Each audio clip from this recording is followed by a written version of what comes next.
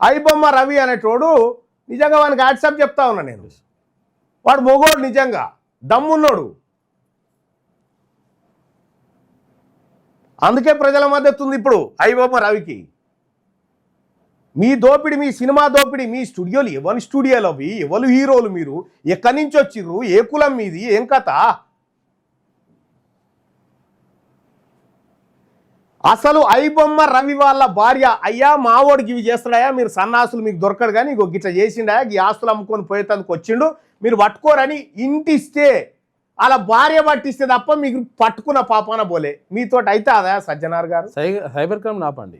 నీ cyber crime నాపు, నీకు దమ్ముంటే నువ్వు దానికి మునగాని అయితే అది ఆపుపోస్తుందా? ఎందుక డైలాగులు సజ్జనార్ గారు? వరంగల్లో చేసింది ఫేక్ ఎన్కౌంటరే, ఈడ చేసింది ఫేక్ ఎన్కౌంటరే, దానికో నీ హీరోయిజం, దానికో బిల్డప్, ఎందుక ఇదన్నీ? అయితే అదే ఏమవుతుందా నీతోటి చెప్పు, నాకు అర్థం కాదు. ఏమన్నా మానవాతీత మనిషివా ఏమన్నా? ఈ డైలాగులు బంద్ చేయి. అవి సినిమాలలో ఏసకాలు వేసుకుంటారు, ఆ డైలాగులు సరిపోతాయి. కానీ మమ్మల్ని ఛాలెంజ్ చేస్తే ఏమవుతుందో ఏం కాదు. లొటపీస్ ఇంకా 24 ఉన్నాయి ఆడ, వాళ్ళని పట్టుకో. ఐబొమ్మ అది పోగానే ఐబొమ్మ 1 అని ఇంకోటి వచ్చే చెప్తున్నాడుగా సివి ఆనంద్ గారు. ఓరు నాయన ఈ కాదురా, ఇది పోతే మళ్ళీ ఒకటి వస్తుందా అని చెప్తానే ఉన్నాడు సివి ఆనంద్. మీ ఐపీఎస్ ఆఫీసర్ ఇంతకుముందు కమిషనర్గా చేసిపోయిన ఆయనే చెప్తా ఉన్నాడు.